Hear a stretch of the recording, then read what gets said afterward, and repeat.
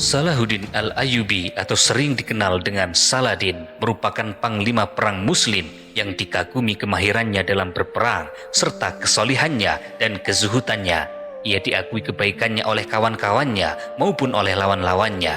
Keberaniannya, kepahlawanannya telah tercatat dalam sejarah di kancah perang salib. Perlu kita catat, perang salib adalah peperangan yang paling panjang, paling dahsyat, penuh kekejaman dan kepuasan di dalam sejarah umat manusia. Selama perang salib, diperkirakan 1 juta orang tewas, di mana kefanatikan yang membabi buta dari Kristen Eropa menyerbu secara menggebu-gebu ke daerah Asia Barat yang didominasi oleh umat Islam. Pada Juli 1192, sepasukan kaum muslim dalam perang salib menyerang tenda-tenda pasukan salib di luar benteng kota Java. Di dalamnya ada tenda Raja Inggris, yaitu Richard I. Raja Richard pun menyongsong serangan pasukan muslim dengan berjalan kaki bersama para prajuritnya. Perbandingan pasukan muslim dengan Kristen ketika itu adalah 4:1. Salahuddin Al-Ayyubi yang melihat Richard dalam kondisi seperti itu, ia berkata kepada pasukannya, "Bagaimana mungkin seorang raja berjalan kaki bersama prajuritnya? Pergilah, ambil kuda Arab ini, berikan kepadanya. Seorang laki-laki sehebat dia tidak seharusnya berada di tempat ini dengan berjalan kaki." Fragmen itu dicatat dalam salah satu karakter yang pemurah dari sosok Salahuddin. Bahkan kepada musuhnya sekalipun, ia telah berbaik hati. Walaupun ia sedang menang dan di atas angin, Salahuddin tetap berlaku adil dan menghormati lawan-lawannya. Sultan Salahuddin Al-Ayyubi namanya telah tercatat dikenal dengan pejuang muslim yang memiliki jiwa patriotisme. Ia telah terlanjur terpahat dalam sejarah perjuangan Islam karena mampu menyapu bersih, menghancur leburkan tentara salib yang merupakan tentara gabungan pilihan dari seluruh benua Eropa. Jarang sekali dunia menyaksikan sikap patriotisme bergabung menjadi satu dengan sifat peri kemanusiaan seperti yang terdapat dalam diri pejuang besar itu. Rasa tanggung jawabnya terhadap agama Islam telah ia baktikan dan ia buktikan dalam menghadapi serbuan tentara ke tanah suci Palestina selama 20 tahun. Akhirnya, dengan kegigihannya, dengan keampuhan dan kemampuannya, ia dapat memukul mundur Eropa di bawah pimpinan Richard Lionheart dari Inggris. Sebelum melanjutkan video ini, silakan beri like pada video ini supaya konten-konten Islami tetap menjadi konten-konten yang populer. Jangan lupa berikan komentar dan share video ini ke rekan-rekan Anda. Semoga yang Anda lakukan dinilai sebagai amal jariah karena telah membantu syiar Islam kepada seluruh dunia.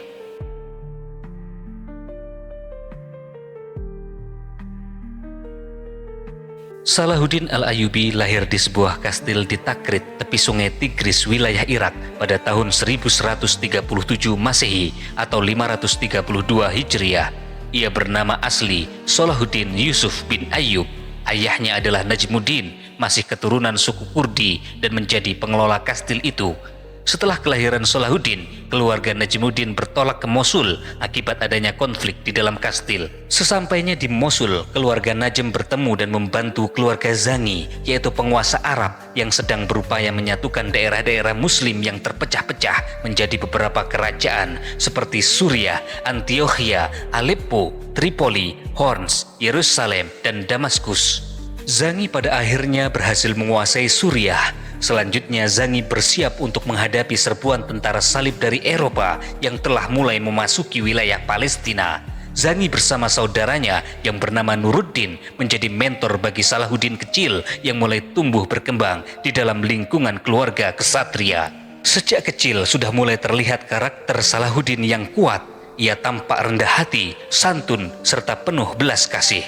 Ketika Zangi meninggal, ia digantikan oleh Nuruddin. Kemudian Nuruddin menunjuk paman Salahuddin yang bernama Shirkuh untuk memimpin penaklukan Mesir yang saat itu dikuasai dinasti Fatimiyah. Setelah melakukan penyerangan sebanyak 5 kali, pada tahun 1189 Mesir dapat dikuasai oleh Nuruddin. Shirkuh kemudian meninggal. Selanjutnya Salahuddin diangkat oleh Nuruddin untuk menjadi pengganti Shirkuh. Salahuddin yang saat itu masih muda sempat diremehkan karena ia dianggap masih bocah dan minim pengalaman. Namun ternyata ia mampu melakukan mobilisasi dan reorganisasi pasukan dan melakukan peningkatan ekonomi di Mesir, terutama untuk menghadapi kemungkinan serbuan bala tentara pasukan salib. Berkali-kali serangan pasukan salib yang menuju Mesir dapat dipatahkan oleh Salahuddin. Akan tetapi keberhasilan Salahuddin dalam memimpin Mesir membuat Nuruddin merasa khawatir. Ia takut tersaingi. Akibatnya hubungan antara Nuruddin dan Salahuddin menjadi buruk. Pada tahun 1175 Nuruddin mengirimkan pasukan untuk menaklukkan Mesir. Tetapi Nuruddin meninggal pada saat armadanya sedang dalam perjalanan. Akhirnya penyerangan dibatalkan. Tampuk kekuasaan Nuruddin kemudian diserahkan kepada putranya yang masih sangat muda. Salahuddin berangkat ke Damaskus untuk mengucapkan bela sungkawa atas kematian Nuruddin. Kedatangannya disambut dan dielulukan oleh masyarakat Irak. Pada kesempatan itu, Salahuddin yang santun dan beretika berniat untuk menyerahkan kekuasaannya di Mesir kepada raja yang baru, yaitu putra Nuruddin. Tetapi ternyata pada tahun itu juga raja muda itu sakit dan meninggal. Rakyat kemudian bermusyawarah dan sepakat untuk memilih Salahuddin menjadi pemimpin kekhalifahan Suriah dan Mesir yang baru. Pada saat Salahuddin Al-Ayyubi berkuasa, perang salib sedang berjalan dalam fase kedua. Pada saat itu Yerusalem dikuasai oleh pasukan salib. Namun pasukan salib tidak mampu menaklukkan Damaskus dan Kairo. Saat itu terjadi gencatan senjata antara Salahuddin dengan Raja Yerusalem dari pasukan salib, yaitu Guy de Lusignan. Perang salib yang disebut-sebut sebagai fase ketiga dipicu oleh penyerangan pasukan salib terhadap rombongan peziarah muslim dari Damaskus. Penyerangan tiba-tiba itu dipimpin oleh Reginald de Chatillon, penguasa kastil di Kerak yang merupakan bagian dari kerajaan Yerusalem. Seluruh rombongan kafilah ini dibantai, termasuk saudara perempuan Salahuddin. Insiden itu menghancurkan kesepakatan gencatan senjata antara Damaskus dan Yerusalem. Salahuddin mengamuk. Pada Maret 1187, setelah bulan suci Ramadan, Salahuddin menyerukan jihad qital, perang mati-matian. Pasukan muslim bergerak menaklukkan benteng-benteng pasukan salib. Puncak kegemilangan Salahuddin yang menunjukkan bahwa ia adalah penguasa yang perkasa dan adidaya terjadi di perang Hittin. Pertempuran Hittin terjadi di dekat Tiberias dalam wilayah Israel masa kini. Medan pertempuran ini dekat kota Hittin yang memiliki bukit ganda atau dua bukit. Karena itu, wilayah itu disebut dengan Tanduk Hittin. Ini adalah ciri geografis utama yang terletak di sisi suatu lintasan pegunungan utara antara Tiberias dan jalan dari Akko menuju timur. Jalan Darb al-Hawarna dibangun oleh bangsa Romawi, berfungsi sebagai perlintasan timur barat yang utama antara arungan-arungan sungai Yordan, Danau Galilea, dan pantai Mediterania. Perang Hittin terjadi di bulan Juli. Itu adalah puncaknya musim panas, semua wilayah kekeringan, kekurangan air. Pasukan muslim dengan jumlah 25.000 orang mengepung tentara salib di daerah Hittin yang menyerupai tanduk itu. Pasukan muslim terdiri atas 12.000 orang pasukan berkuda atau kavaleri. Sisanya adalah pasukan jalan kaki atau infanteri. Pasukan berkuda umat muslim menunggangi kuda Yaman yang gesit. Mereka berpakaian dari katun ringan untuk meminimalisir panas terik di padang pasir. Mereka terorganisir dengan baik, berkomunikasi dengan menggunakan bahasa Arab. Pasukan kemudian dibagi menjadi beberapa pasukan kecil dengan menggunakan taktik hit and run. Setelah memukul musuh, mereka menjauh. Sementara itu lawannya, yaitu dari pasukan salib, terdiri atas 3 bagian. Bagian depan pasukan adalah pasukan hospitaler. Bagian tengah adalah batalion kerajaan yang dipimpin Guy de Lusignan yang juga membawa salib besar sebagai lambang kerajaan. Bagian belakang adalah pasukan Ordo Knight Templar yang dipimpin oleh Balian dan Ibelin. Bahasa yang mereka gunakan bercampur antara bahasa Inggris, Perancis, dan beberapa bahasa Eropa yang lainnya. Seperti pasukan Eropa pada umumnya, mereka menggunakan baju zirah, baju perang dari besi yang berat, yang sebetulnya tidak cocok digunakan di perang padang pasir. Baju perang yang digunakan untuk melindungi diri itu dibaca sebagai sebuah kelemahan oleh Salahuddin. Maka Salahuddin memanfaatkan celah kecil ini. Pada malam harinya, pasukan muslimin membakar rumput kering di sekeliling pasukan salib yang sudah sangat kepanasan dan kehausan. Besok paginya, Salahuddin membagikan anak panah tambahan kepada pasukan berkudanya untuk menghabisi kuda tunggangan musuh. Tanpa adanya kuda, ditambah tidak adanya air, mereka menjadi kehausan dan kepayahan. Pasukan salib menjadi jauh berkurang kekuatannya. Saat peperangan berlangsung, dengan kondisi suhu yang luar biasa panasnya, hampir semua pasukan salib tewas di tempat. Raja Yerusalem, Guy de Lusignan, berhasil ditawan. Salahuddin memperlakukan Raja Guy dengan sangat baik. Beberapa tahun kemudian, ia dibebaskan dengan tebusan. Sedangkan Reginald de Chatillon yang pernah membantai kafilah umat muslim langsung dihukum mati. Ia dipancung. Kemudian setelah perang Hittin usai, Salahuddin bergerak menuju kota-kota Acre, Beirut, dan Sidon untuk dibebaskan. Selanjutnya Salahuddin bergerak menuju Yerusalem. Dalam pembebasan kota-kota ataupun benteng, Salahuddin selalu mengutamakan jalur diplomasi dan juga penyerahan. Salahuddin lebih memilih untuk bernegosiasi, meminta musuh untuk menyerah daripada langsung melakukan penyerbuan militer yang mengakibatkan pertumpahan darah. Pasukan Salahuddin mengepung kota Yerusalem. Pasukan salib di Yerusalem dipimpin oleh Balian dan Obelin. 4 hari kemudian, pasukan yang dipimpin oleh Balian memutuskan menyerah kepada Salahuddin. Yerusalem pun diserahkan ke tangan kaum muslimin. Disitulah tampak kebijaksanaan Salahuddin. Salahuddin menjamin kebebasan dan keamanan umat Kristen dan Yahudi yang sudah tinggal di Yerusalem. Pada saat penyerahan Yerusalem itu, Balian berkata kepada Salahuddin, "Saya serahkan kunci kota Yerusalem kepada Anda, wahai Sultan. Tapi Anda harus dapat bisa menjamin keselamatan kami, yaitu orang-orang yang non-muslim." Mendengar itu, kemudian Salahuddin menjawab, "Saya akan menjamin keselamatan Anda dan keselamatan orang-orang non-muslim." Kemudian Balian berkata lagi, "Apa jaminannya bahwa Anda akan menepati janji Anda, wahai Sultan?" Balian berkata demikian karena ia masih ingat pada saat Yerusalem jatuh ke tangan pasukan salib, banyak penduduk sipil yang beragama Islam dibantai. Sampai pada saat itu, kota Yerusalem penuh sesak oleh mayat. Balian khawatir Salahuddin akan melakukan balas dendam dan berbuat hal yang sama. Ditanya seperti itu oleh Balian, Salahuddin terdiam. Ia menatap tajam mata Balian. Ia kemungkinan ingat saudara perempuannya telah dibantai oleh pasukan salib tanpa alasan yang jelas. Kemudian Salahuddin menjawab, "Saya akan menepati janji saya, insya Allah, karena saya adalah Salahuddin. Saya bukan seperti orang-orang Anda. Saya bukan pasukan salib."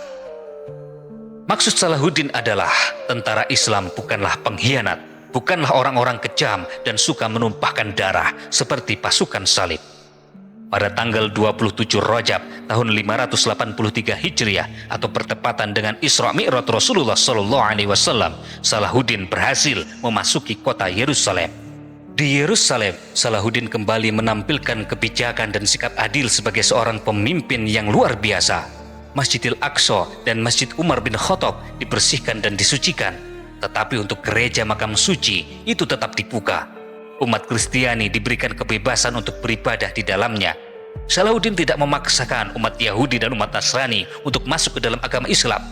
Akan tetapi untuk mereka yang kemudian memilih Islam, maka akan diberikan keringanan pajaknya. Dari situlah kemudian berbondong-bondong umat Yahudi dan umat Kristiani masuk ke dalam agama Islam. Mereka merasakan kedamaian, merasakan ketentraman di bawah pemimpin Islam. Salahuddin berkata, Muslim yang baik harus memuliakan tempat ibadah agama lain. Kebijakan Salahuddin ini sangat kontras dengan apa yang dilakukan para pasukan salib pada awal penaklukan kota Yerusalem, yaitu pada saat awal terjadinya perang salib. Sejarah mencatat kota Yerusalem digenangi darah dan mayat dari penduduk muslimin yang dibantai oleh pasukan salib. Kota Yerusalem pada saat itu menjadi kuburan terbuka, kuburan massal bagi orang-orang muslim yang mempertahankan iman mereka menolak untuk masuk agama Nasrani. Sikap Salahuddin Al-Ayyubi yang pemaaf dan murah hati disertai ketegasan adalah contoh kebaikan bagi seluruh alam yang diperintahkan oleh Islam. Salahuddin Al-Ayyubi tidak tinggal di istana yang megah. Ia justru memilih untuk tinggal di sebuah masjid kecil yang bernama Al-Ghonagoh di wilayah Dolorosa. Al-Ghonagoh maknanya adalah rumah sakit ataupun penginapan.